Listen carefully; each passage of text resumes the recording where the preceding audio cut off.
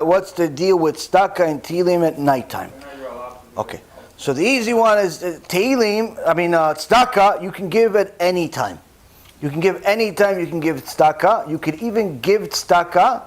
You could even give tzedakah on Shabbat, not physically, but make a promise to give it. Meaning, you see, let's say the Beit Knesset or some organization, a Jewish organization of some kind, and they say, listen, we're raising money, and they're raising money on Shabbat. Now, they're not getting checks from people. Don't give them a check or cash at that moment. That's not allowed.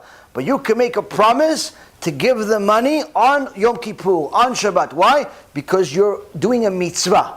And in essence, you're not fulfilling the mitzvah at that second. You are planning the mitzvah. And planning a mitzvah is allowed on Shabbat, allowed on Yom Tov. Okay, so you're saying, like you can talk about, let's say for example, you want to build a synagogue, or you want to have a Siyum Shas party, or something that involves a mitzvah or Shiur Torah, you can plan it on Shabbat.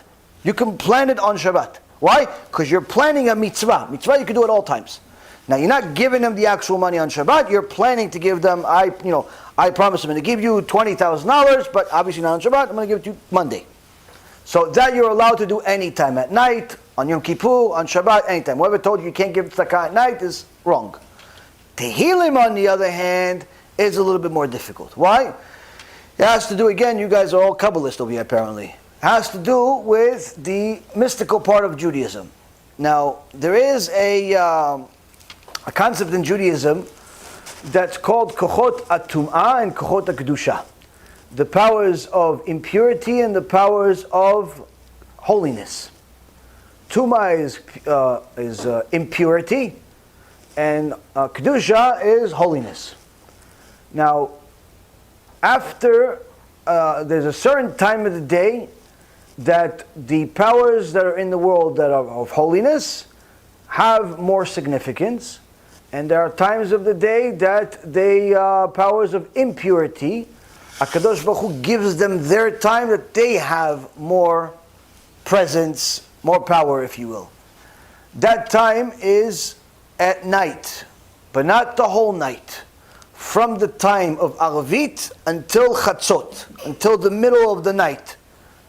The middle of the night doesn't literally mean 12 o'clock a.m. all the time. It depends where you are in the world, and it depends when it is during the year. Because the Jewish clock is not exactly the same as the secular clock. Yes, you could download an app called CalJ, C-A-L-J, on your phone.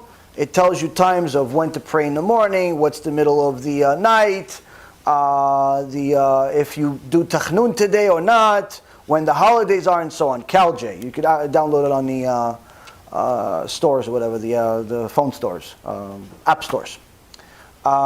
Anyway, now, from the time of HaBRIT till the time of Chatzot, that's when the powers of impurity have more significance, have more presence in the world, if you will, or in essence are given a permission to do more. So because of that, Chazal said, that the Chachamim said actually, that you should not simply read the written Torah during that time, because it bothers them and can create problems for you, if you will.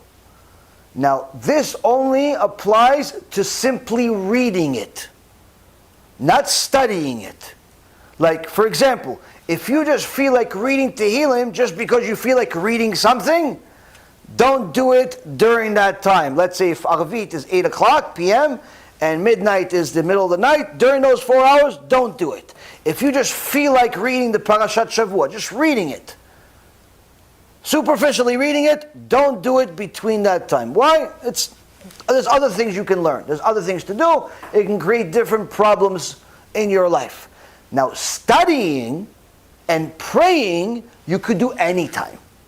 What's the difference? Reading the parasha, let's say, reading the parasha is just simply saying, okay,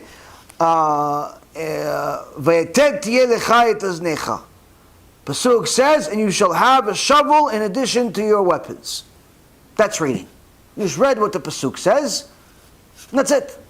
Studying means, this is what it says. Let's see what the commentary says. The commentary says such and such. Rashi says this, the Ramban says this. That's studying. That you could do anytime. Anytime you can do that. Reading, don't do it during that small window of time. Why? Again, like I said, there's a whole concept of impure powers. Now, as far as Tehilim is concerned, if you're just simply going to be reading it just for the sake of reading it, it's better for you to go learn a Shiur Torah or something else. But if you're going to be in a time where it's either you read Tehilim or you're going to go hang out with your friends and waste your time, go read Tehilim.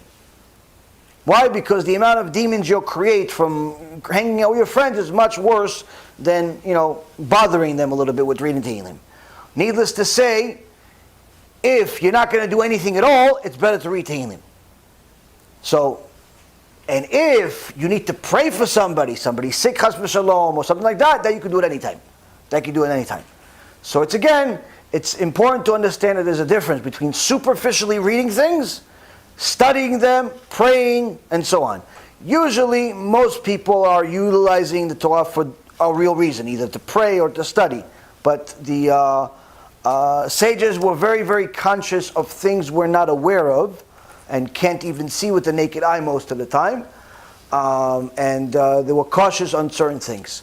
But again, if they were alive in this generation, I would dare to say that maybe they would not have told us to do it, this particular teaching, simply because if people are not doing something that's connected to Torah in this generation, most of the time they're causing trouble and making sins.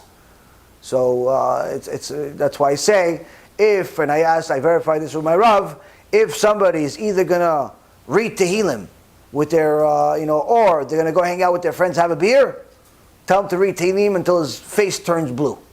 Why? It's much better to go read Tehilim than to go waste your time and do other things.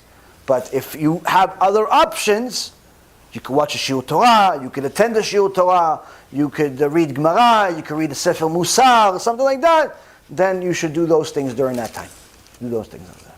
B'Shem Hashem Na'aseh v'Natzliach, we're very excited to offer you the new Bezrat Hashem app 3.0.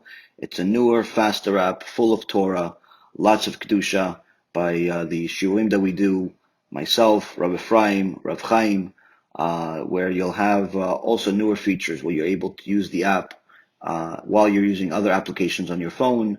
You'll be able to share the lectures directly from the app. You'll be able to donate online and support our Kiruv and our Torah work that we're doing.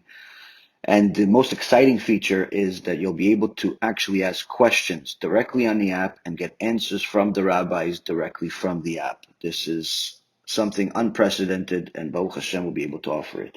Thank you again for all of your support. Check it out. Make sure you have the kosher Torah that will re-energize your neshama each and every single day. Call to B'chava Tzlacha.